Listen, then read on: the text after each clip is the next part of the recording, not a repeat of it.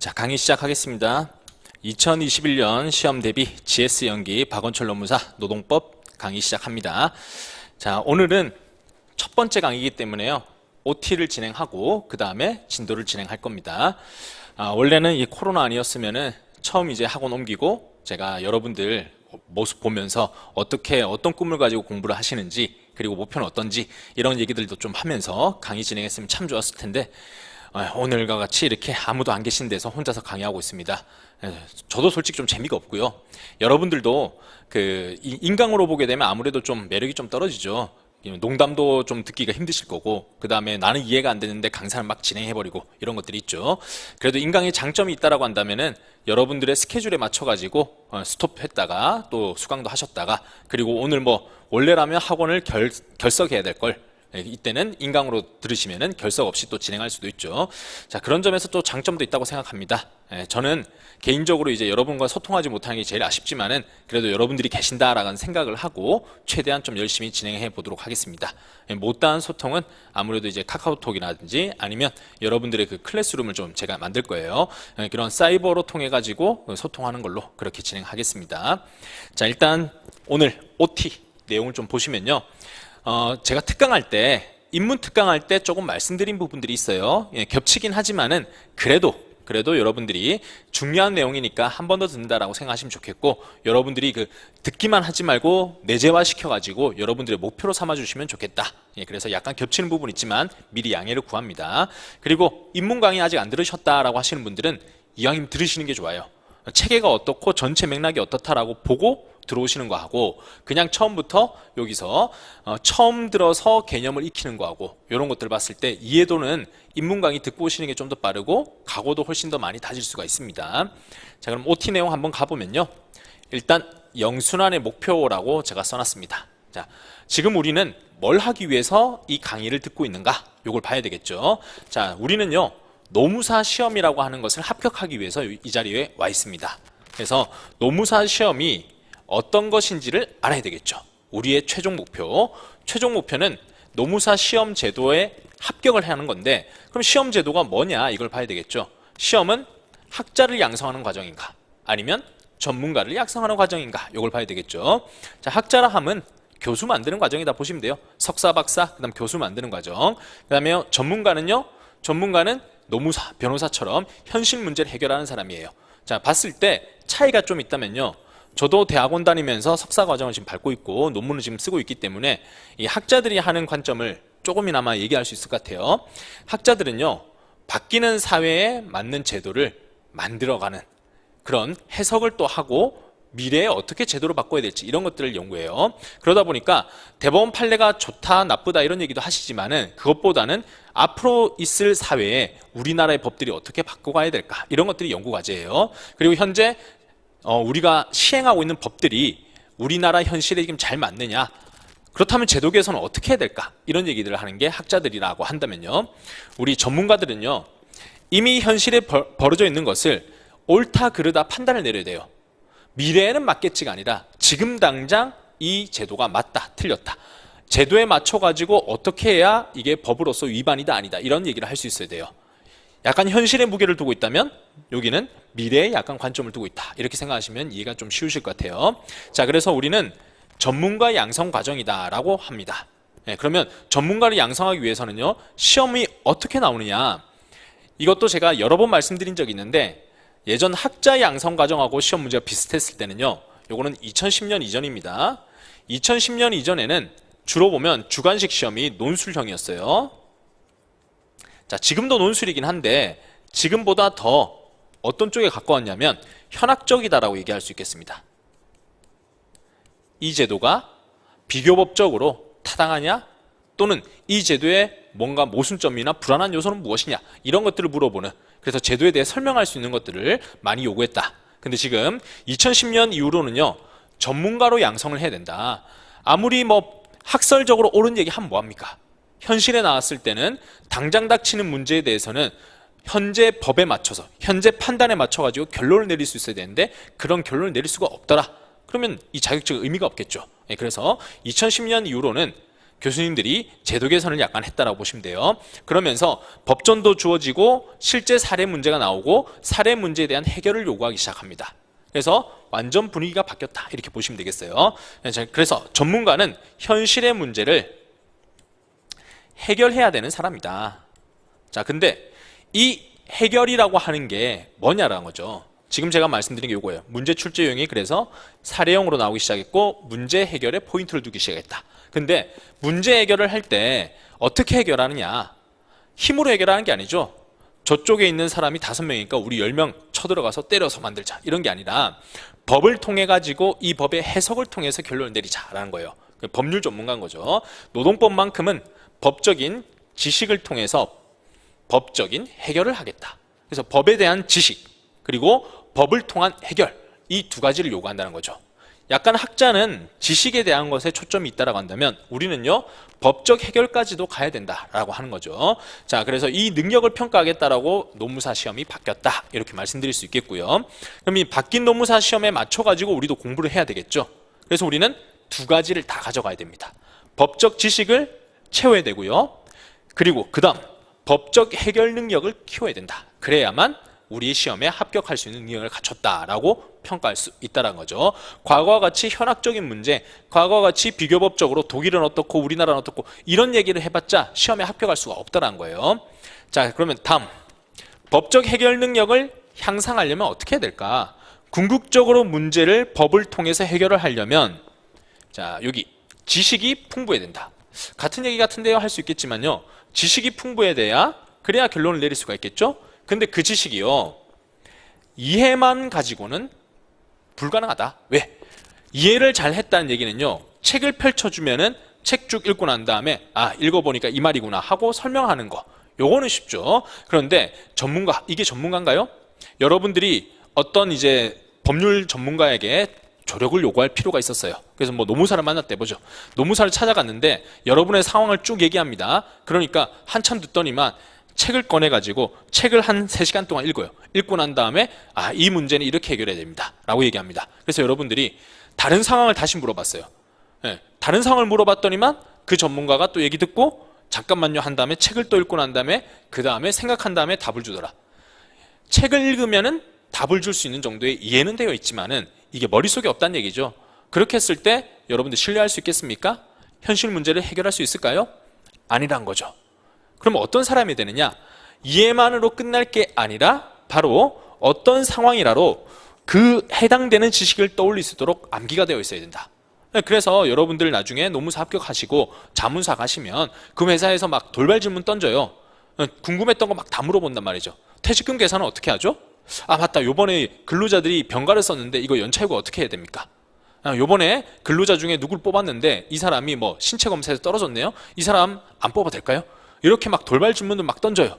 그러면 여러분들이 그 얘기를 딱 듣고 아 이건 어디에 대한 문제구나, 그리고 관련되는 법조문은 뭐구나, 여기에 대해서는 판례나 학설은 어떻게 보는구나, 그리고 해결 방법 제시, 여기까지가 다 한순간에 이루어져야 돼요. 이런 지식 체계를 갖추고 있고 해결 능력까지 보유하고 있어야 전문가가 될 수 있겠다. 그 과정을 여러분한테 요구하고 있다. 그래서 크게 두 가지만 하면 됩니다. 법에 대한 지식을 갖춰라. 두 번째, 지식을 갖췄으면은 적용해서 해결을 해주면 된다. 이것을 요구하기 때문에 우리 수험에서도 요걸 양성하는 그런 과정들을 그대로 가져온다. 이렇게 말씀드릴 수 있겠어요. 그래서 첫 번째는요, 법적 지식을 일단 키워야 되겠죠. 그래야 해결을 할 거 아닙니까? 지식이 충만해야 결국 해결 방법도 찾아낼 수 있는 거다. 지식 없이 해결 방법만 찾으려고 하면은 공허하겠죠. 그거면 다른 조건이 나오거나 아니면 사건이 확장됐을 때는 답변을 못 내려요. 지식을 채워야 되는데 지식은 연기와 일기 때 하는 게 여러분들의 지식 채우는 것들을 연습할 거다. 주로 연기 때는 이해를 많이 시킬 거고, 그래서 이 체계가 어떻고 이런 말이 어떻고 용어가 익숙해지고 논리가 익숙해지고 이런 과정들을 밟을 거고요. 일기 때는요, 이제 이 지식을 여러분들이 내면화하고 있어야 되겠죠. 그래서 암기를 강조를 할 겁니다. 물론 이해와 암기가 둘 다 이루어져야 돼요. 그런데 이해 없이 암기만 시키면은 너무 양도 많고 안 돼요. 바로 하루아침에 까먹어버려요. 그런데 이해만 또 강조하게 되면요, 이해는 잘 됐지만 글이 안 나가요. 명확한 표현이 떠오르지 않기 때문에. 그래서 이 둘 다를 강조할 건데, 시기적으로는 연기 때는 이해에 좀 더 초점 맞추겠다. 일기 때는 암기에 좀 더 초점을 맞추겠다. 이렇게 말씀을 드리고요. 자, 그러면 이제 지식이 쌓였으면은 그 다음에는요, 해결 능력을 키워야 됩니다. 이 해결 능력은 주로 사례 문제를 통해서 해결 능력을 키울 거예요. 그게 GS2기 때 그리고 GS3기라고 하는 이 강의 과정에서 해결을 할 겁니다. 자, 보면요. 그래서 여러분들이 공부할 시간이 굉장히 많은 것 같죠? 전혀 그렇지 않다라고 저는 말씀드릴 수 있겠습니다. 왜? 이거 불안 요소를 자극하려고 하는 게 아니라요. 여기 2기, 3기 때는 여러분들이 문제 해결 능력을 이제부터 키워야 된다고요. 그러면 지식은 언제까지 끝이 나야 되느냐? GS1기라고 써놓은 요 과정 있죠? 요때까지 여러분들이 지식이 다 정리가 돼 있어야 되는 거예요. 그래야 2기 때 따라가서 문제 해결로 갈 수 있고, 요때 문제 해결을 연습했으면 다음 GS3기 때는 실전 문제로서 유제, 변형된 문제 막 다 풀어볼 수 있는 거예요. 그런데 연기 1기 때 여러분들이 충분히 공부를 하지 못했다. 그러면 문제 해결 능력을 키울 수 있는 시기에 여러분들은 뭘 해야 됩니까? 다시 이 지식을 쌓는 연습을 하셔야 돼요. 근데 그때는요, 다른 사람들은 다 모의고사 내시고 점수 몇 점 나온 거야 이런 얘기 하시고 다음 주를 위한 복습 막 하고 예습하시고 막 그러는데 여러분들은 지금 시험장 와서 학원 모의고사 치러 와가지고 멍 때리는 거죠. 근데 남들 보니까 다 쓰고 있어. 불안해지겠죠? 그 불안함 때문에 여러분들은 이때가 3월쯤이에요. 3, 4월쯤. 3, 4월쯤에 벌써 마음속으로 끝났다. 나는 이제 시험을 칠 수가 없는 상황이구나. 이런 걸 느끼시게 된다고요. 그래서 약간 좀 마음을 느긋하게 잡고 계셨던 분들은요, 단 두 순환이다. 연기 1기. 1기가 끝날 때쯤이 2월 때 내지는 3월 중순쯤이에요. 빠르면 2월 끝 아니면 3월 중순 끝쯤. 자, 그러면 지금 9월 달 요때부터 주로 6개월 안에 끝이 나야 된다. 지식은 끝이 나야 된다. 이렇게 단언할 수 있겠고요. 그 다음 이 지식을 기반으로 2기, 3기를 소화할 때 여러분들이 합격에 가까워질 수 있겠다. 이렇게 말씀드립니다. 그러니까 지금 허비할 시간이 없어요. 시간이 많다 생각하시지만 다시 생각해보면 생각보다 시간은 하루하루 지나가는 거 굉장히 빠르죠. 그리고 영순환 어영부영 하다 보면 노동법 끝나 있고 행정 끝나 있고 인사 끝나 있고 순식간에 흘러갑니다. 그러다가 1기 때 다시 마음 잡아야지 했을 때는 지나간 과거 막 후회하시다 보면은 어느 순간 이순환 와 있어요. 그렇게 가지 말자는 겁니다. 지금부터 여러분들이 복습만큼은 열심히 해서 체계적으로 따라와야 된다. 이렇게 강조를 한번 하고, 다음 내용 가시면, 그래서 GS 영순환은 이해를 강조한다. 다음 개념 암기를 목표로 한다. 자, 암기는 1기 때 한다고 했지만은 개념 암기라는 거는요, 의미 있죠. 예, 뭐 근로계약의 의미, 취업규칙의 의미, 이런 것들 있죠. 이런 것들은 영순환 때 하고 지나가자는 겁니다. 1기 때는 더 세부적인 내용들, 교수님들에 대한 설명, 판례에 대한 설명, 이런 것들을 외우실 거고, 연기 때는 가장 기초적인 개념까지는 정리하고 가자. 이렇게 말씀을 드립니다. 자, 이렇게 우리의 목표를 보여드렸고, 다음 그러면 영순환의 강의 교재는 어떻게 되느냐? 자, 실전노동법이라는 교재를 제가 씁니다. 제가 만든 수험서고, 여기서 이제 좀 수험 초보들이 계시니까 이걸 좀 비교해 드릴게요. 수험서가 있고 교수님저가 있는데, 교수님저는 주로 이제 기본서라는 얘기를 좀 많이 해요. 누가 이걸 기본서라고 말한다라고 정해 놓진 않았어요. 근데 수험 시장에서 교수님 교재는 기본서, 기본적으로 있어야 될 책, 이런 식으로 얘기하고, 이것을 정리해 놓은 강사들의 책을 이제 수험서 이렇게 얘기를 합니다. 자, 뭘로 하는 게 효율이 좋으냐 이렇게 물어보시면 다 장단점이 있어요. 기본서는 기본서 나름의 장점이 있어요. 어떤 측면이냐? 교수님들이 이 주제를 쓰면서 막 설명을 되게 자세하게 해줘요. 그리고 우리는 생각하지 못했던 교수님의 막 문제점 지적이나 이런 것들을 봤을 때, 아, 확실히 교수님은 다르구나, 이런 걸 막 느끼게 돼요. 예, 보면은 재밌기도 하고 그 지식의 깊이에 막 감탄도 한단 말이죠. 근데 예전에는 그 제도에 대한 설명을 해라, 아니면 이거에 대한 학자적인 관점에서 비판을 해봐라, 이런 2010년 이전에는요, 교수님 기본서로 공부를 했었어야 되고, 이걸 교수님 거 한 두세 개를 종합해서 막 봤었어요. 근데 지금은요, 그런 시험이 아니다 보니까 지금은 현실 문제 해결이 중요하고, 교수님적인 관점, 뭐 평가, 평론 이런 것보다는 판례에 따라 가지고 결론 내리는 게 더 중요해지고 있는 게 현재 시점에 문제의 취지, 그리고 점수의 포인트, 이렇게 얘기할 수 있겠어요. 자, 그러니까 이제는 수험서를 좀 더 많이 보는 경향입니다. 자, 수험서는요, 교수님들의 기본서 있잖아요. 그것들을 모아가지고, 예, 이 교수님은 A라고 얘기한다, 이 교수님은 B라고 얘기한다, 이런 것들을 모아서 정리를 한 거예요.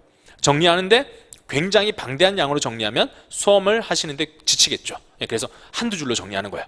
그리고 그 못지않게 이제 판례들을 많이 가져와 가지고 판례 원문을 이렇게 보고 있다라는, 여러분들이 공부하기에 좀 쉬울 수 있도록 내용을 정리한 책이다, 이렇게 보시면 되겠습니다. 그래서 이걸 저자라고 하지 않고 저는 편저자 이렇게들 써요. 이유는 여기 있는 바탕들은 다 교수님 책 또는 대법원 판례, 여기 있는 것들이고 우리 같은 편저자들은 이것을 엮었을 뿐이다, 이런 취지입니다. 자, 그래서 어느 정도 공부가 좀 쌓이다 보면요, 강사들마다 책이 편집만 약간 다르지 거의 비슷비슷하다는 걸 보시게 될 거예요.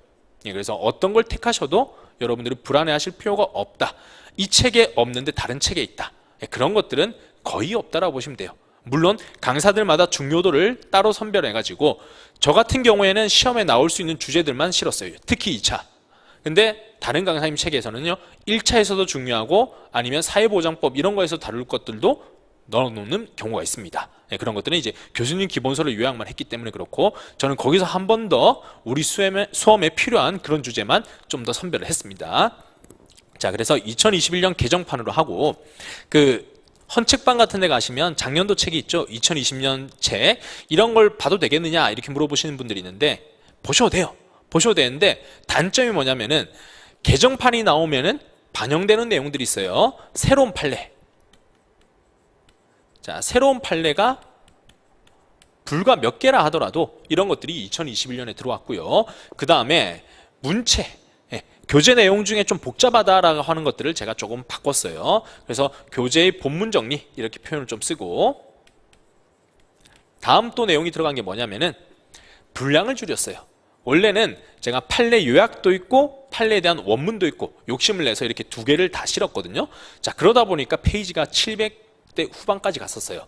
근데 이렇게 갔더니만 같은 내용을 두 번, 세 번 반복하는 느낌이라서 좀 뭐랄까요, 공부하는 데 있어가지고 긴장감도 좀 떨어지고 양도 너무 많은 것 같다, 이런 얘기들이 있었어요. 그래서 필요 없는 것들 좀 빼고요, 중복되는 내용 중에 거의 똑같다 싶은 것들 좀 빼고요, 이런 식으로 해서 판례 중에 심도 있게 봐야 될 것만 살리고 나머지 것들은 원문 내용 자체를 요약해서 본문 안에 집어넣고, 그래서 판례도 좀 정리를 했습니다.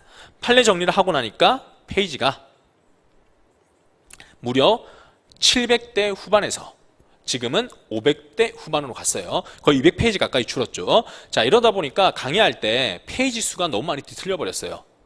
추록 내주면 좋겠다라고 하시는데 추록 내자니 페이지 하나하나를 다 짚어야 되는데 추록 양이 너무 많더라고요. 그래서 추록도 지금 내기가 좀 어려운 상황이고 양해를 부탁드리고, 돈이 좀 든다 하더라도 페이지가 줄어든 만큼 값도 조금 저렴해졌습니다. 자, 그러니까 여러분들 스트레스 안 받고 강의를 들으시려면은 새 개정판을 들으시는 것을 좀 추천을 드립니다.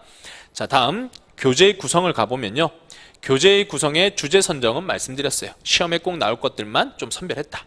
분량도 방금 말씀드렸고, 다음 교재에 있는 내용을 다 외워야 하나요? 이런 질문도 많이 하십니다. 자, 기본적으로 교재에 있는 문장들은 익숙하게 익히셔야 되고 거기 있는 내용들 정리해가지고 답안지에 쓰셔야 됩니다. 여기 있는 것 중에 안에서 일부를 발췌해서 쓰라는 것도 있고 아니면 전체를 물어보는 문제도 나올 수 있어요. 그래서 여기 있는 것들은 거의 머릿속에 담는 겁니다. 근데 이걸 똑같이 담을 수가 없겠죠. 그래서 일부 중요한 표현은 머릿속에 담고 그대로 외우시고 나머지는 여러분들이 이해한 방식으로 설명도 좀 덧붙이고 이런 식으로 하시는 겁니다. 그래서 웬만하면 다독을 계속 강조하는 이유가 뭘까요? 여기 교재에 있는 논리체계, 여기서 쓰는 문체 이런 것들을 여러분들이 받아들이라는 거거든요. 그러니까 웬만하면 이 책을 마지막까지 가져가는 책이다 라고 생각하시고 계속 보셔야 된다. 요거는 이거 중에 일부만 봐야지라고 생각하지 마시고 아니면 여러 가지 한 세 줄 중에 한 줄만 외워야지 생각하지 마시고 그 안에 있는 표현들을 최대한 익숙하게 거의 동일하게 쓸 수 있도록 노력하자, 이렇게 말씀드립니다. 노무사 시험 묻고도요, 제일 처음에 실무 가시면요, 실무에서 사건들 많이 하는 그런 노무법인들이 있어요. 사건이라 하면 그 법원이라든지 노동위원회라든지 이런 곳들 많이 가는 곳들이에요. 자, 그런 곳들에서는요, 주로 우리의 서면을, 우리가 쓴 서면, 노무사가 쓴 서면들을 누가 보느냐? 법률 전문가들이 보죠.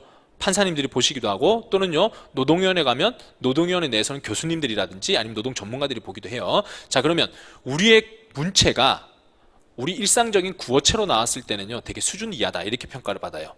뭐에 좀 더 근접해야 이분들이 우리의 주장을 좀 더 설득력 있고 그리고 좀 그 업계의 글과 비슷하다라고 볼까? 그때 연습하는 게 판례예요. 대법원 판례 뽑아놓고요. 그 판례를 필사하는 그런 약간 좀 올드한 방식이죠. 예, 이렇게 연습하는 곳들도 있어요. 그러면 한 3, 4일 정도 대법원 판례를 보고 그대로 뺏겨쓰기 연습을 하면요. 대법원 판례 논리처럼 문장이 막 나온다는 거죠. 예, 그런 글쓰기를 하는 이유가 뭘까? 결과적으로 거기에서 나오는 논리구조, 거기서 말하는 논증구조 이런 것들을 익히려고 하는 거거든요. 그래서 여러분들도 이렇게 수험서를 웬만하면 다 보셔라. 그리고 한 줄만 읽고 넘어가려고, 중요한 단어만 읽고 넘어가려고 하지 마시고 다독해라. 이렇게 말씀을 드린 겁니다. 자, 다음 교재 안에 보면 기출문제도 있어요. 한 챕터 끝날 때마다 관련되는 기출문제를 제가 다 정리를 해놨습니다. 근데 이거는 안 풀어봅니다. 이거는 언제 풀어보냐면요. 2기 때 볼 거예요. 이순환 때 기출문제집을 따로 해서, 지금은 여러분들이 주제별로 해서 주제 배우고 관련되는 문제 이렇게 보셨죠. 근데 답안지를 구성할 때는요. 문제 해결이거든요. 문제 해결은 어떻게 가느냐. 있는 지식에서 뽑아내야 돼요. 이 문제가 요구하는 법리, 이 문제를 풀 때 필요한 법리 이런 것들만 뽑아내셔야 돼요. 그런 연습은 다른 교재를 통해서 할 거고, 지금은 왜 실어놨느냐. 이 주제가 시험 문제 나오는구나. 이거 인식해라. 1번. 2번은요. 자, 배웠는데 어떤 상황에서 쓰는지가 좀 궁금하시잖아요. 그래서 여러분들이 문제 보면서 아, 이런 식의 상황이 나오면은 이런 거 쓰는 거구나 라는 감만 좀 익혀보시라라는 취지였어요. 안 풀릴 거예요. 지금 풀면. 안 풀려도 스트레스 받지 마시라. 그냥 나오는구나 이 정도 말고 가시면 된다. 이렇게 얘기를 합니다. 자, 다음 이제 부교재라는 것을 제가 드립니다. 지금 여러분들이 교재 그 학원 홈페이지에서 주문하시면은 주교재인 실전노동법도 주문할 수 있지만 부교재도 같이 있죠. 자, 이 부교재는 선택적이기보다는 저는 필수적으로 드리는 겁니다. 원래 이제 실강을 했으면 여러분들한테 다 배포하고 이거 숙제로 해오세요 이렇게 하면서 해왔는지 안 해왔는지 이런 것도 체크하면 좋은데, 지금 여러분들이 아무도 안 계시기 때문에 여러분들의 그 성실성을 믿을 수밖에 없어요. 자, 목차 트리노트라고 하는 건 뭐냐. 지금 뭐 페이지 펼쳐보시면 아시겠죠. 표 그려져 있고, 어떤 주제별로 이렇게 표가 그려져 있고, 여기다가 뭐 로마자 1번의 목차, 그 다음에 숫자 목차, 괄호 목차 이런 것들이 다 그림으로 그려져 있죠. 자, 그런데 로마자는 제가 적어놨는데 여기 숫자 목차나 괄호 목차에 대한 내용들은 공백으로 비워놨죠.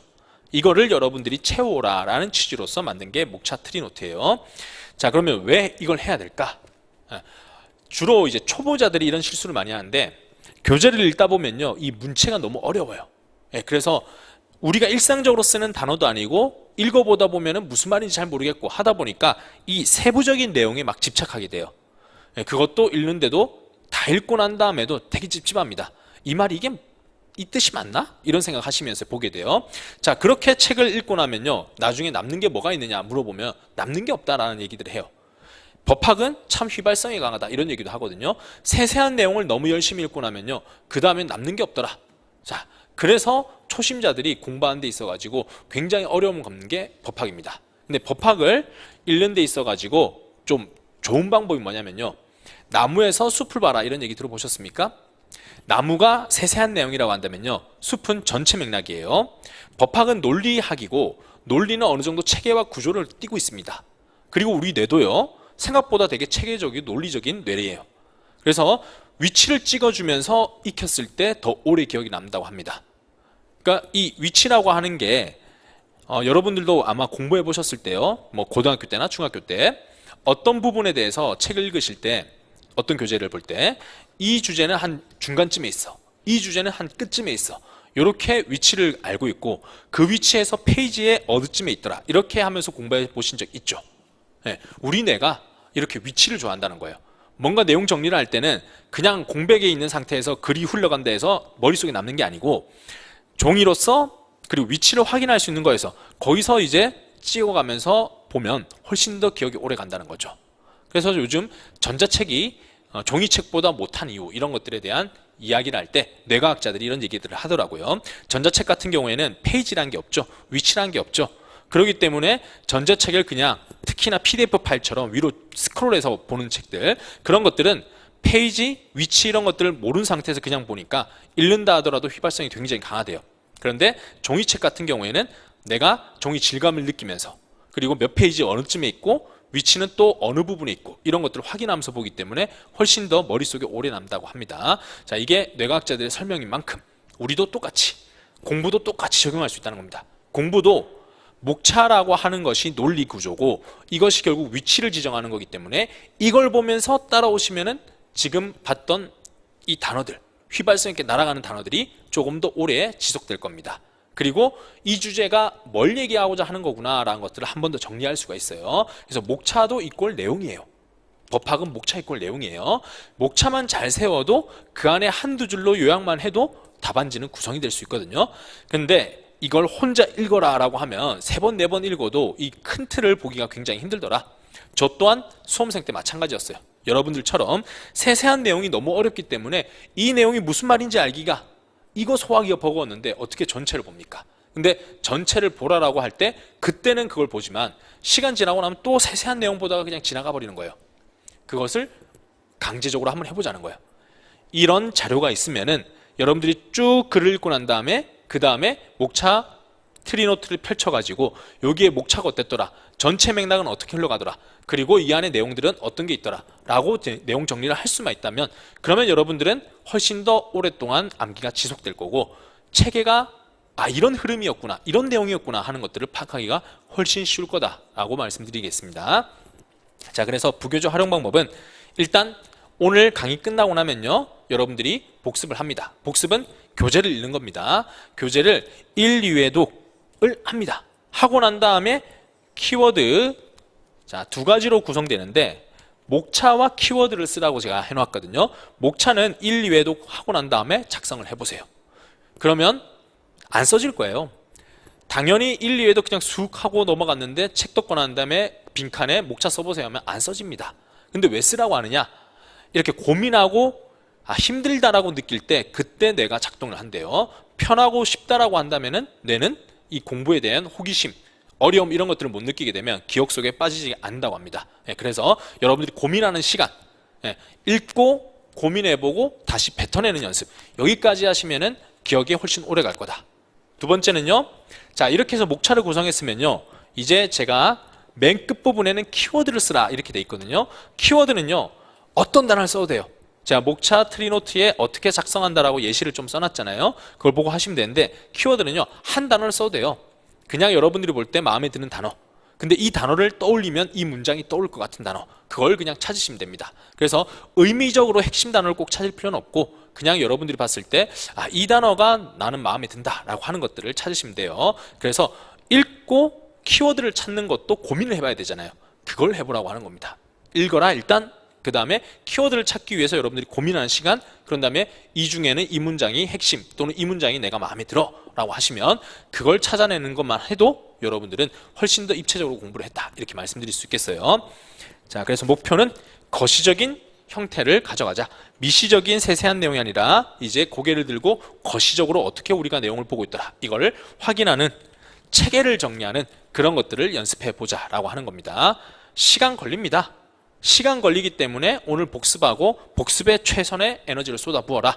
그리고 내일 똑같이 또 강의 듣고 복습하고 또 트리노트 만들고 다음날 또 공부하고 이런 식으로 노동법에 올인하되 대신 이 노동법을 누구보다 더 오랫동안 지속할 수 있도록, 누구도 빨리 정리할 수 있도록 도와드리는 그런 교재다 이렇게 말씀드리고요. 자, 이거는 시간 걸리다도 꼭 해보세요. 작년부터 제가 한번 해봤는데 작년 연기 때 이걸 다 작성했던 사람과 이걸 하다가 그냥 중도 포기했던 분들도 있어요. 이거 작성하느니 2-3번 더 보지 뭐 이러면서 중간에 하다가 포기하신 분들도 계셨고 아예 안 한 사람도 있었어요. 보면요 확실히 고생하면서 끝까지 만들었던 분들은 다음 일기 때도 암기하는 거 할 때도요 두각을 나타내요. 근데 중간에 포기했던 분들 있죠. 그런 분들은 앞과 뒤의 암기력이 차이가 납니다. 그래서 여러분들이 실력을 갖추고 싶다라고 한다면은 꼭 해보시기 바랍니다. 지금 안 계시기 때문에 잘 하고 있는지 체크를 못 하겠는데 저는 여러분들을 믿습니다. 다음 3번째 강의 시간이라고 돼 있죠. 자, 강의 진행은 2시부터 2시 20분까지. 요거는 평일반 기준. 자, 주말반은 제가 여기다가 표기를 안 썼는데 주말반은 강의 전. 자, 이렇게 강의하기 전에요 복습 문제를 할 거예요. 이 복습 문제라고 하는 거는요, 자 1회차 강의를 했잖아요. 오늘 1회차 강의를 지금 촬영하고 있잖아요. 요 강의가 끝나고 나면은 다음 날에 2회차를 시작하죠. 2회차 강의 전에 하는 거예요. 일단 복습 퀴즈를 합니다. 자, 퀴즈를 먼저 풀고요. 그런 다음에 10분 쉬었다가 강의를 수강하시면 되겠습니다. 이런 순서로 진행을 할 거예요. 자, 그런데 문제는 어떻게 내겠느냐? 개념 문제, 키워드 문제, 목차 문제 이렇게 되어 있죠. 개념을 주로 많이 낼 겁니다. 개념이라고 하면 뭐뭐에 대한 의미를 써라 이런 것들 많이 나올 거고요. 자, 키워드는요. 여기서 이제 이 단어는 좀 중요하다 싶은 것들 있죠. 그런 것들을 물어보는 것들을 낼 거예요. 너무 걱정하지 마시고 전체 맥락만 이해하고 있으면 풀 수 있도록 낼 거다. 지금 암기를 요구해가지고 판례 문장 몇 줄 써보세요 이런 것들 내지는 않을 거예요. 그래서 여러분들이 충분히 이해하고 개념 정리하고 오시면 풀 수 있도록 해드리겠다. 이런 문제 낸다. 다음에 목차는요. 말 그대로 어떤 주제에 대한 목차 한번 써보세요 이렇게 할 거예요. 근데 엄청나게 크게 묻지는 않을 거예요.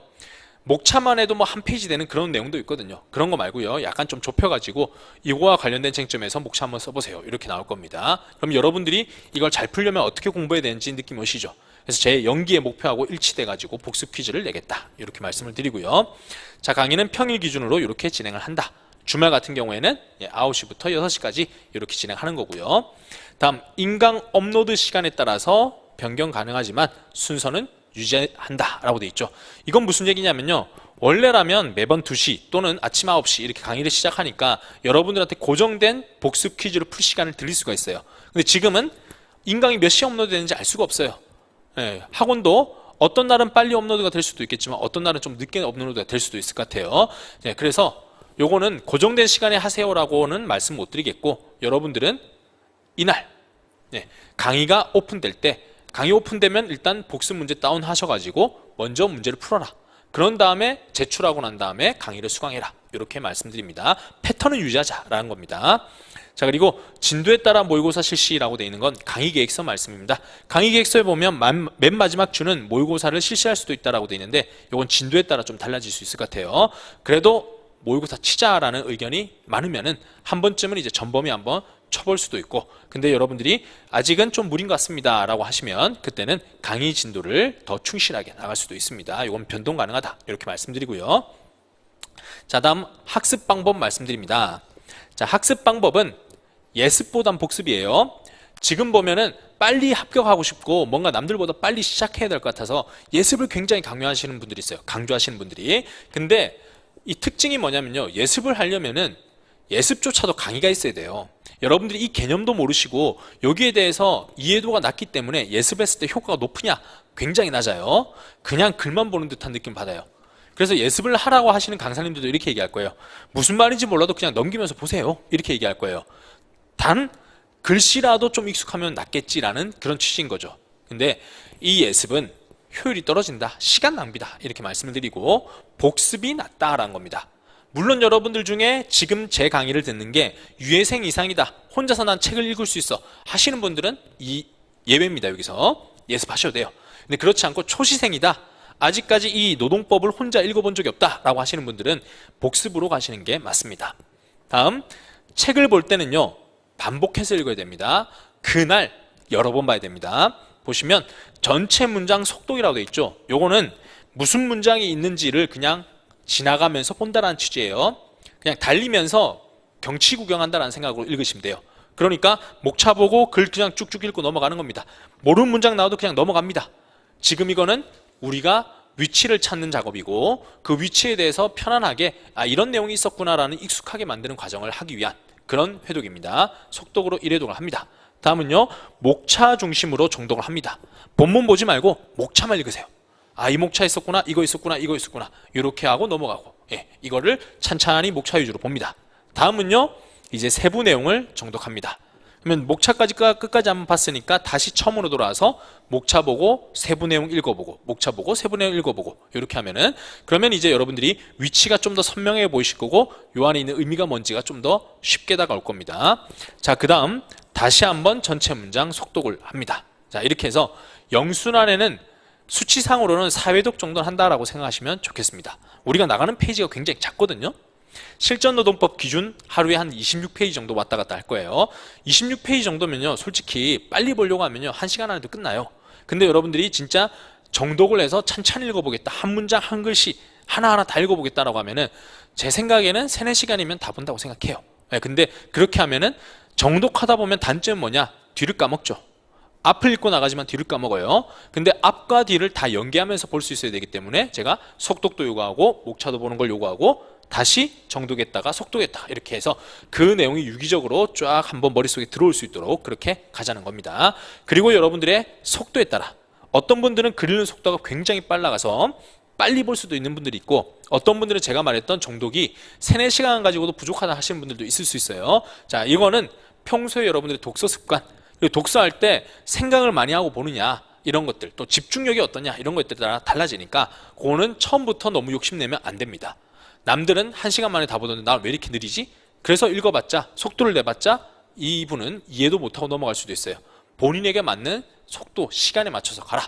대신 딴 생각은 하지 마라 이렇게 말씀드리고 어쨌든 빨리 보시는 분들이라면 잘할 수 있으면 추가 해독까지 하시면 좋겠다. 이건 여러분들을 위한 조언이고 안 된다 하더라도 4번은 보고 오자. 그걸 어느 정도 수치를 보여드려야 여러분들은 그 목표로 공부를 하시더라고요. 그래서 4라는 숫자를 제안을 합니다. 다음은요. 줄은요 처음부터 긋는 게 아니에요. 제가 강의 중에 이거 줄 끄세요 하는 거는 당연히 그어야 되겠죠. 근데 그거 말고요 여러분들이 글 읽다 보면은 책을 보다 보면은 제가 강의 중엔 그라고 말씀 안 드렸는데 저는 별도 언급이 없었는데 여러분들이 긋고 싶은 게 있을 거예요. 자, 그렇다 하더라도 그으셔도 돼요. 어차피 이 책에 있는 내용은 다 써야 되는 거니까. 근데 중요하다 생각하는 문장에 처음부터 표기를 하지 마라. 왜? 다 중요해요. 그렇게 보면 다 긋고 싶어요. 그렇게 했을 때는 오히려 안 긋느니 못할 수 있다. 책이 지저분해지고 그로 인해서 또 보기 싫어지고 이럴 수 있거든요. 그래서 줄을 긋는다 치면은 진짜 형광펜 칠을 하고 싶다라고 한다면 일단은 목차에 표시를 하시는 거고 그 다음에는 내용을 그을 때는 적어도 3, 4번 읽고 난 다음에 이 단어가 좀 중요해 보이는 것 같아. 이럴 때 하시는 게 좋겠다. 자, 다음 넘어가시면 무슨 의미인지 이해가 어렵거나 복잡하게 느껴진다. 이런 주제는요. 그냥 넘어가지 마시고 체크를 해주세요. 포스트잇 같은 걸로 붙여가지고 다음번에 볼 때 이 주제는 어려웠으니까 다시 한번 읽자. 그리고 어려운 게 있었으면 혼란스러운 게 있었으면 왜 그런지도 한번 써두시는 게 좋습니다. 그걸 나중에 보면요 아 진짜 어이없다 이렇게 생각할 수도 있거든요. 그때 여러분들이 느낄 겁니다. 아 내 실력이 올라가고 있구나 이런 것들. 그리고 한번 어렵게 느꼈던 거는 계속 어렵게 느낄 거예요. 그러니까 체크해두고 다음번 보실 때는 더 심도 있게 읽고 이렇게 하시면은 실력이 빨리 올라갈 수가 있습니다. 자, 그리고 목차 트리노트 활용해서 학습 내용을 또 정리하자 이렇게 말씀드리고요. 자, 그러면 영순환의 위치를 보여드린 거예요. 이해를 중심으로 해야 되고 노동법, 소음서로 우리는 진행하고 이해와 키워드 복습 문제를 실시한다. 그리고 목차도 실시한다 라고 했죠. 이게 끝나면 다음번에는 암기로 본격적으로 시작할 거다. 이렇게 해서 전체 맥락 한번 보여드린 거고 자, 다음 이젠 본격적으로 강의를 시작할 건데 그 전에 제가 여러분께 2가지만 좀 말씀을 드릴게요. 여러분들이 이 강의를 임하는 태도는 어떻게 해야 되는가? 태도는요 일단 여기다 쓰겠습니다. 태도. 자, 주관식 공부고 우리는 이 사례 문제, 서술형 시험이죠. 여기서 제일 중요한 거는요 성실성이에요. 자, 머리가 좋은 사람도 물론 유리해요. 보자마자 암기하고 요거 안에 사진 찍듯이 암기가 되는 사람들이 있더라고요. 저도 수험생 중에 그런 분들 봤어요. 처음에 시험을 쳤는데 노동법이 막 63점이 나왔대요. 어떻게 쳤냐 물어보니까 근데 이분한테 물어보면 답변을 하나도 못해요. 이 상황에서 어떨까요 하니까 말은 못해요. 근데 이분은 암기가 진짜 사진 찍듯이 되는 거예요. 책을 읽으면 그 장면이 그대로 머릿속에 있대요. 그러니까 시험 문제가 마침 그때 시험 문제도 꼬아서 내지 않고 거기 있는 판례 그대로 거기 있는 내용 그대로 써봐 이런 게 나왔거든요. 그래서 본인은 사진 찍었던 내용 그대로 썼더니만 점수가 굉장히 잘 나온 거예요. 근데 본인 스스로도 아는 거죠. 이거는 이 문제에서는 내가 특화됐지만 다른 걸 물어보면 난 쓸 수가 없다. 그래서 수험 강의를 들어왔었어요. 이렇게 암기를 잘하는 사람도 보면 합격은 못할 수도 있다. 왜? 이 문제가 운 좋게 찍었던 사진 찍듯이 했던 거 쓰라고 하면 합격하겠지만 그거 말고 약간 꼬아서 내거나 아니면 의미를 물어본다거나 이러면은 이런 건 대응할 수가 없거든요. 그래서 머리가 좋다라고 했을 때는 주로 보면 이해가 빠르거나 암기가 빠른 사람들을 얘기하죠. 근데 이거 둘 다를 끝까지 갖고 가야 돼요. 암기도 끝까지 갖고 가야 되고 문제 풀 수 있는 이해도도 끝까지 가져가야 돼요. 우리가 실력을 평가받는 그때는요 지금 강의를 듣고 있는 오늘 듣고 얼마나 여러분들이 남겨가느냐 이걸 시험장에서 보는 게 아니죠. 시험 치는 그날 그날 실력이 어떻냐에 따라서 여러분들의 합격 여부가 달라지는 거예요. 그러면 오늘은 외웠지만 내일 까먹으면 무슨 의미가 있습니까? 영순환 내내 복습 잘해가지고 잘 건져왔지만은 중간에 슬럼프 와가지고 한 2달 쉬다가 돌아왔더니 이제는 모의고사 치려고 하는데 암기가 떠오르지 않아. 이게 무슨 의미가 있습니까? 예, 그렇기 때문에 전순환에서 성실성을 유지해야 됩니다. 슬럼프가 있다 하더라도 공부하고 슬럼프 겪고, 놀고 싶다 하더라도 공부 좀 해놓고 놀고, 이렇게 할 정도로 계속적인 꾸준한 공부를 해야 됩니다. 그리고 여러분들이 굉장히 시간에 집착들을 많이 하더라고요. 이게 아마 수치화가 되니까 여러분들이 이런 얘기를 하는데, 저는요 이 공부 시간은 그렇게 중요하다고 생각하지 않아요. 집중력이 중요한 겁니다. 집중력이라면 딴 생각 안 하는 거예요. 네. 지금 여러분들이 성인고시를 준비하면요 아마 인생에 대한 불안감이 굉장히 클 거예요. 그래서 앉아서 공부하면서 플랜 A, 내 인생이 잘 됐을 때, 플랜 B, 내 인생이 잘못됐을 때, 또는 플랜 C, 새로운 인생을 걸을 때, 막 이런 것들 고민하실 거예요. 그래서 몇 월까지 합격하고 뭘 하고 막 찾아보고 노무사의 전망에 대해서, 그리고 뭐 취업 기사 막 뜨면은 이런 거 뭐 그런 거 다 쓸모 없습니다. 그런 거가 하지 않고 이 책 안에 있는 내용만 순수하게 공부가 될 때, 그때를 집중력을 발휘했다라고 하는 거고, 그런 집중력이 하루에 6시간 이상만 발휘되면 굉장한 거예요. 물론 강의 듣는 시간 빼고, 강의 듣는 시간은 저와 함께 공부한 거고, 그것보다 중요한 건 여러분들 스스로 공부한 시간이에요. 그 스스로 공부한 시간이 6시간이다 하면 대박인 거죠. 강의 듣는 것만 해도 3, 4시간인데, 자, 그 정도만 돼도 합격할 수 있다. 근데 보면 아침부터 저녁까지 몇 시간을 막 통제하려고 하시는 분들이 있어요.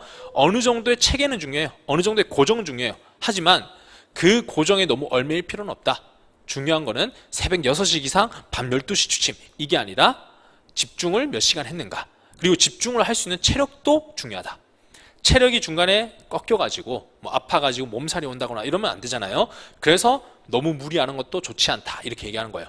어제는 밤새 공부했지만 오늘은 자면 무슨 의미가 있습니까? 네, 그래서 적당한 수준에서 여러분들이 이 정도 공부하니까 딴 생각하지 않고 집중하더라, 이런 것들을 쭉 키워가시면서 하루에 6시간까지를 목표로 하고 그 이상은 플러스 알파다, 이렇게 갖고 가시면 좋겠어요. 그래서 영순환 때 해야 될 거는 일단 성실성을 유지할 수 있는 여러분들의 체력을 한번 체크해 봐야 돼요. 지금 와서 체력 키우기엔 늦었어요. 지금 와서 여러분들이 어떻게 운동해가지고 체력을 높입니까? 그 운동하는 시간에 공부해야죠. 네, 그렇기 때문에 여러분들이 지금 타고나 있는 체력, 지금 현재 건강 상태에서 유지할 수 있는 집중력, 요거를 조금씩 늘려가시는 거를 해봐라. 그래서 하루의 공부 스케줄, 하루의 일과, 이것들을 연기 때는 잡고 가셔야 된다. 그리고 성실성을 계속 유지해라. 머리 좋은 것보다 중요한 건 성실이다. 노무사 업무도 마찬가지더라고요. 아무리 머리 좋은 사람이 그때 말할 때 이게 니즈구나 파악하고 암기 잘해도요, 결국은 엉덩이 붙이고 누가 끝까지 일을 하느냐, 그리고 한 번이라도 더 그 의뢰인 또는 한 번이라도 더 서면을 열심히 쓰는 사람, 그런 사람들이 결국 이깁니다. 그래서 저는 시험 목표하고 결국 전문직의 그런 능력하고 이게 일치하니까 객관식을 계속 유지하는 게 아니라 주관식을 요구하는 것 같아요. 주관식과 객관식은 차이가 있죠. 성실성을 담보하는 건 저는 주관식, 근데 머리가 좋을 사람이 확실히 유리한 건 객관식, 이렇게 생각을 하거든요. 그래서 여러분들이 주관식 시험인 만큼 머리가 아무리 안 좋다, 암기가 안 좋다, 이해가 딸린다, 이런 거 좌절하지 마시고 나는 일단 성실하다, 성실하게 계속 하루하루 살아가고 있다, 여기에 초점을 맞춰주시면 좋겠습니다. 네, 이렇게 하는 걸 저와 약속하셔서 공부 시간도 이왕이면은 영순환 때만큼 여러분들이 최대 몇 시간까지는 공부 가능하고 이 시간 넘어가면 힘들더라라는 것도 좀 깨우치고 가시면 좋겠습니다. 자, 일단 강의에 대해서 어떻게 진행하는지를 조금은 보여드려야 될 것 같아요. 맛보기 강의가 첫 강의밖에 제공 안 되죠. 그래서 OT만 실컷 하고 그냥 끝냈더니만 강의는 어떻게 하는지 모르겠습니다 라고 하시는 분들이 계시더라고요. 그래서 여러분들 OT 끝나고 갑자기 강의 진행하려면 약간 분위기가 낯설겠지만은 조금만 더 들어주세요. 자, 이제 강의 진도 진행합니다. 자, 페이지는, 교재 페이지는 41페이지를 보시면 돼요. 그리고 교재에 있는 주제를 보기 이전에 이렇게 체계를 먼저 잡고 오늘은 뭘 보고 있습니다, 지금 뭘 보고 있습니다 하고 보여드리고 시작을 할 거예요. 계속 위치를 저장하라는 겁니다. 그러면 노동법의 전체 체계를 한번 보시면, 자, 전체 체계는 총론이라고 하는 것, 그 다음에 개별적 근로관계법, 그 다음에 비정규직 근로자에 관한 특별법, 집단적 노사관계법, 이렇게 4가지로 구성을 했습니다. 제 수험서 기준이고요. 자, 여기서 원래는 총론부터 시작을 하는 게 첫 번째 순서부터겠죠. 여기가 제 책에는 1, 법원 이렇게 돼 있거든요. 근데 그거부터 왜 시작하지 않고 중간부터인 개별적 근로관계법부터 시작하는가, 이걸 말씀드려보면 총론은요, 근기법과 노조법, 즉 여기서 말하는 개별적, 여기서 말하는 집단법, 이런 것들이 다 공통적으로 적용되는 걸 총론이라고 합니다. 그리고 강론은요, 각각 개별법에서만 규정하고 있는 것들을 강론이라고 해요. 자, 그래서 총론에 있는 내용들은요, 상당히 뒤에 있는 내용들까지 끌어와 가지고 설명을 하고 있어요. 저희 같은 사람, 저같이 공부 많이 한 사람, 계속 일상적으로 겪고 있는 사람, 이런 사람들은 총론을 봐도 별로 이상하지 않아요. 근데 여러분들은 지금 알바밖에 안 해봤다, 또는 알바도 한번 해본 적 없다, 이런 분들한테 갑자기 퇴직금 얘기, 휴가 얘기 이런 거 해봤자 느낌이 안 오겠죠. 그냥 신문지에서 떠들던 얘기, 갑자기 노동조합 얘기해봤자 여러분들은 무슨 말이야? 라는 생각이 드실 거란 말이죠. 그래서 제가 여러 번 고민해봤어요. 저도 수업 강의를 몇 년 동안 하다 보니까 총론 파트에서 여러분들이 굉장히 힘들어 하시더라고요. 첫 주부터 기가 죽어버려요. 그래서 이 강의 끝나고 나면은 첫 주, 둘째 주 정도까지 갔을 때 여러분들이 굉장히 고민합니다. 이 길이 아닌가? 네, 왜? 뒤에 있는 내용들까지 다 끄집어가지고 얘기하니까 힘들어 하시더라고요. 그래서 제가 고민 끝에 방법을 좀 바꿨습니다. 일단은 근로기준법에 해당되는 것만 먼저 보자. 그런 다음에 순서대로 강론을 다 본 다음에 이제 강론별로 지식이 쌓였죠? 그 다음에 총론을 보면은 훨씬 더 수월하게 볼 수 있겠구나. 이렇게 해서 순서를 바꿨고요. 그 중에서 우리는 개별적 근로관계법, 즉 근기법 부분을 지금 보시는 겁니다. 그래서 큰 체계로서 이렇게 보셨고, 자, 그 다음 개별법에서 또 구성은 이렇게 되어 있습니다. 근로를 시작할 때, 근로를 하고 있을 때, 근로관계 종료될 때, 회사가 변동됐을 때, 이렇게 총 6가지로 또 구성이 되어 있어요. 그 중에서 보시면은 이거는 여러분들이 취업했다라고 생각하시면 돼요. 취업을 맨 처음에 했을 때 그때 이제 근로기준법 적용 대상자가 되죠. 그럼 여러분들 취업했을 때 제일 궁금한 게 뭡니까? 요즘은 면접장에서도 이런 거 물어보잖아요. 연봉을 얼마나 줍니까? 우리 회사에 복리후생은 뭐가 있습니까? 이런 거, 물론 나는 아닌데 하실 수도 있겠지만은 저도 이런 거 물어봤어요. 저도 이제 경력직으로 다른 회사 취업할 때요, 지금 다니는 직장이 충분한데도 불구하고 이 직장이 연봉을 많이 준다라는 그런 생각으로 원서를 썼단 말이죠. 그러면 면접 자리에서 물어보는 거죠. 연봉을 얼마나 줍니까? 그리고 그런 쪽에서는 다시 반문합니다. 지금 얼마 받으세요?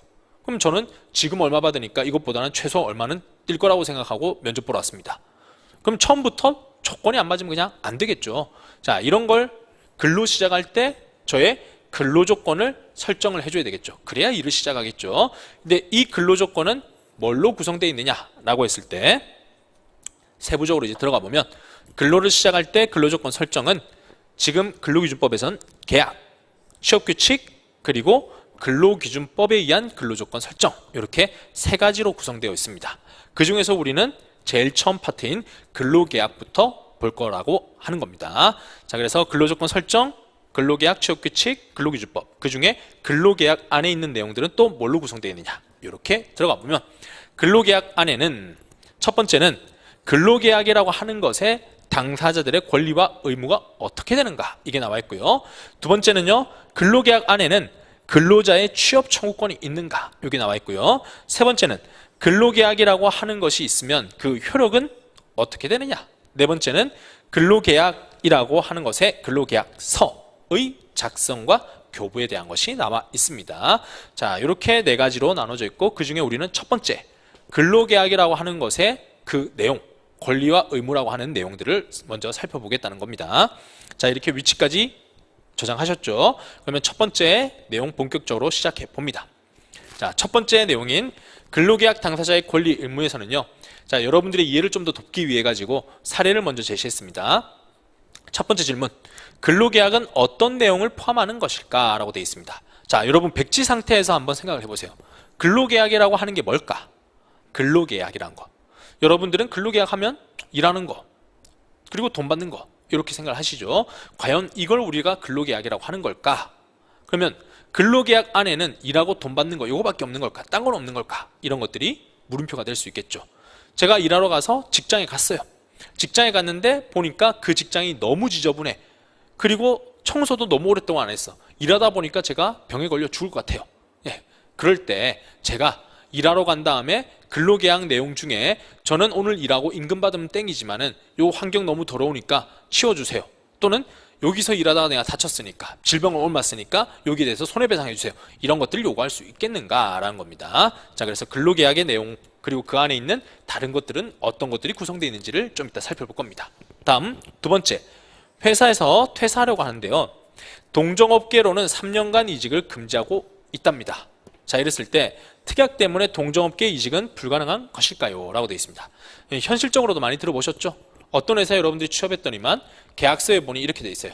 퇴사한 뒤에 이 회사에 있었던 비밀을 절대로 준수한다. 그리고 동종업계에 몇 년 동안 이직 못한다 라고 되어 있어요. 자, 이런 계약서 내용이 있다라고 하면 저는 이직을 못하는 걸까요? 근데 딴 데 가면 되지 이렇게 얘기하지만은 여러분들도 조금 이제 직장생활 보시면요, 전에 업무하던 것을 발전시켜가지고 다른 데 가지 완전 새로운 일을 하진 않는단 말이죠, 사람들이.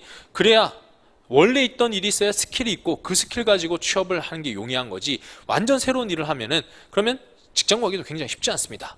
이 사람 이 특약 때문에 어떻게 될 수 있어요? 3년간은 지금 굶어 죽을 수도 있습니다. 근데 특약이 있다는 이유만으로 과연 유효할 것인가, 이런 것들이 문제가 되는 겁니다. 자, 일단 근로계약 내용 안에는, 계약서 안에는 뭔가 있을 것 같아. 근데 난 잘 모르겠어. 이런 생각 드시죠? 두 번째, 특약 때문에 이직 못하는 걸까? 근데 특약에 본인이 서명했으면 지켜야 되는 거 아닐까? 혼란스러우시죠? 예, 이 혼란을 안고 시작을 하시면 되겠습니다. 자, 질문 먼저 던졌고, 자, 백지가 나와 있죠? 이 백지가 나왔을 때는 이제 책을 펼치시면 돼요. 그러다가 제가 설명드릴 부분이 있으면 여기다가 쓰면서 들어갈 겁니다. 자, 일단 41페이지 펼치시면 여기에 조문 박스가 나와 있죠. 이 조문 박스는 무슨 용도냐, 원래는 여러분들이 법전 있죠, 시험용 법전에서 여기 관련되는 조문들을 펼쳐가면서 공부를 하는 게 좋아요.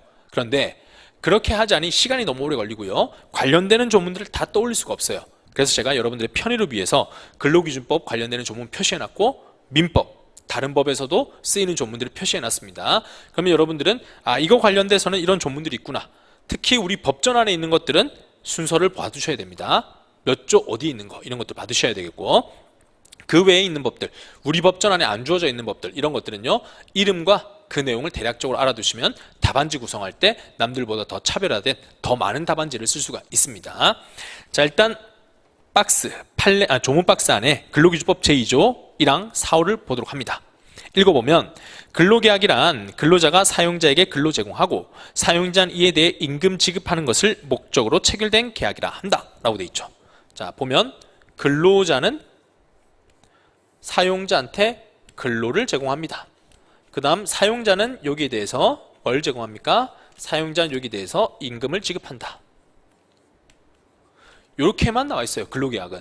그럼 제가 아까 말했던 거, 근로자가 출근했더니만 회사가 너무 더럽더라, 여기에서 일하다가 코로나를 옮았네, 여기에 대해서 사장님 책임지세요 라고 하는 것들이 나와 있습니까? 전혀 나와 있지 않죠. 그러니까 요곳에 법조문은 없지만은 이 법조문의 해석을 통해 가지고 뭔가 플러스 알파가 인정될 수 있지 않을까라는 얘기가 등장을 하겠죠. 그래서 우리는 뭐라고 하냐면, 근로기준법에 그대로 나와 있는 것을 우리는 주된 의무 이렇게 얘기합니다. 근로계약의 본질, 가장 중심이 되는 건 뭘까?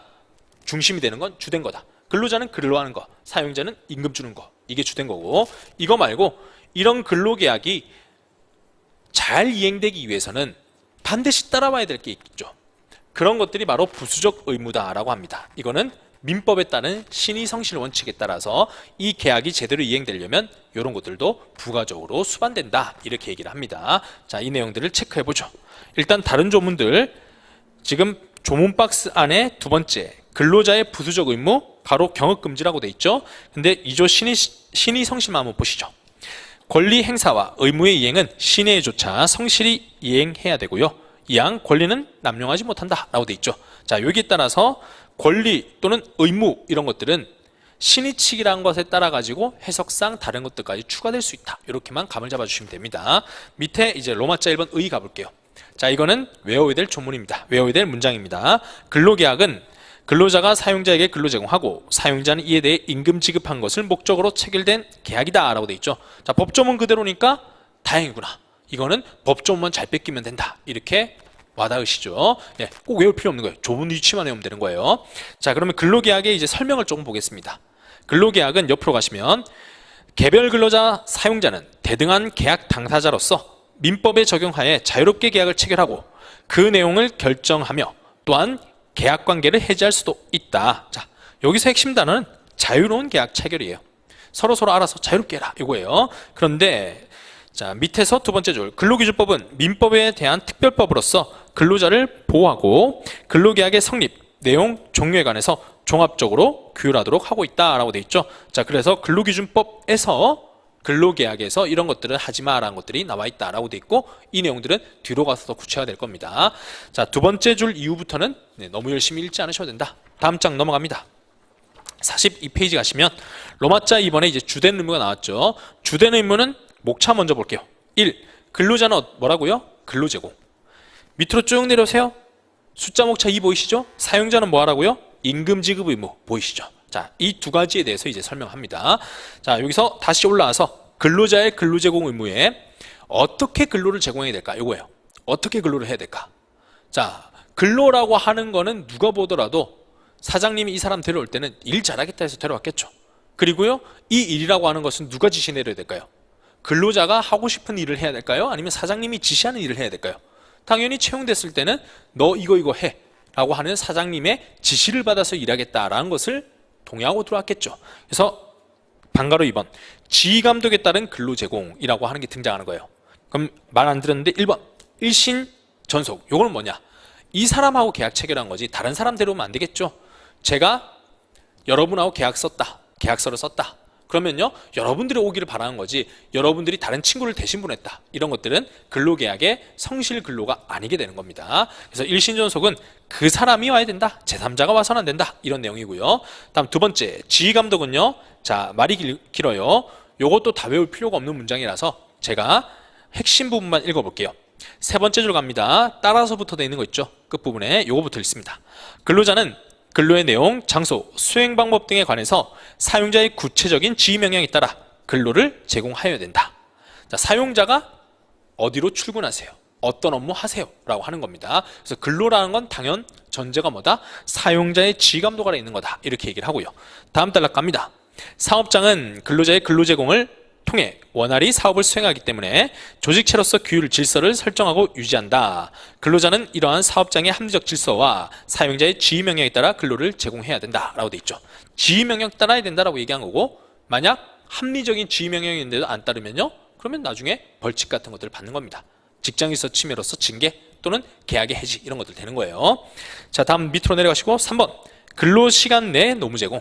자, 이거는 출퇴근 시간 내에 와서 일을 해라 이거예요. 남들 다 퇴근했는데 혼자 나와서 일하겠다. 이런 것들은 허용되지 않는다. 이렇게 얘기한 거고요. 자, 양가로 2번 위반의 효과 가시면요. 위반의 효과는 첫 번째 줄 끝에 근로제공 의무 이행하지 않으면 민법상 채무불이행이 된다. 두 번째 줄에 사용자는 근로자에게 이행에 가름해서 손해배상을 청구하거나 계약을 해지할 수 있다. 라고 돼 있죠. 계약 해지가 해고다. 이 정도만 일단 기억하시면 되겠습니다. 뭔가 근로자가 성실하게 일하지 않을 때 책임 물을 수 있다. 이렇게 알아두시면 돼요. 다음 2번 목차 내려갑니다. 사용자의 임금 지급 의무. 자, 사용자는요, 일을 했으니까 돈을 줘야 되겠죠. 그래서 첫 번째 줄에 근로자 노무 제공에 대한 대가로서 임금 지급 의무를 부담한다 라고 돼 있죠. 사용자의 의무이고요. 그럼 두 번째 줄에 갑니다. 가운데 근로자의 책임 있는 사유로 노무를 제공하지 못한 기간에 대해서는 임금 지급할 의무가 없다라고 돼 있죠. 자, 근로자가 무단결근했어. 그러면 어떻게 하죠? 일을 안 했으니까 돈 못 줘. 이렇게 되는 겁니다. 자, 가볍게 읽어보셨고요. 다음 세 번째 줄 가운데 사용자가 반대로 잘못했을 때는 어떻게 되느냐? 근로자는 일하러 왔는데 사장님이 사업을 잘못해가지고 그 시간에 일할 수 있는 게 없더라. 뭐 원료 수입 같은 것들을 오류를 저지른 거예요. 내일까지 와야 되는데 한 달 뒤라고 얘기했어요. 근로자가 출근했는데 일할 게 없어요. 이럴 때는 어떻게 되죠? 또는 사장님이 근로자 잘못한 것도 없는데 부당해고했어요. 이렇게 해서 근로자 일 못했을 때, 그럴 때는요, 세 번째 줄 끝에 근로 제공의 수령 거부, 부당해고 등 이런 것들이 있을 때는 근로자가 노무 제공하지 못한 기간에 사용자는 임금 지급해라. 이렇게 되어 있죠. 자, 이것도 뒤에 또 나오는 문장입니다. 너무 깊게 생각하지 마시고 일했으면 돈 줘라. 근로자 잘못으로 일 안 했을 때는 돈 안 줘도 된다. 근로자 잘못 아닌데 일 못했을 때는 돈 줘라. 이렇게만 기억하시면 됩니다. 자, 양가로 2번 갑니다. 위반의 효과. 사용자가 임금 지급 의무를 위반했다. 사용자이 잘못한 거죠. 그때는 채무불이행 책임도 물을 수 있고 근로기준법에 따라 형사 책임도 부담한다 라고 돼 있죠. 그래서 우리 임금 지급일에 임금 못 받으면 노동청 가서 징정 제기하고 또는 사용자 고발하고 이런 것들을 하는 거죠. 자, 이렇게 주된 의무에 대한 이야기들을 보셨습니다. 자, 그러면 시간이 어느 정도 됐으니까 쉬었다가 진행을 하는 게 좋겠어요. 43페이지는 10분 쉬었다가 진행하도록 하겠습니다.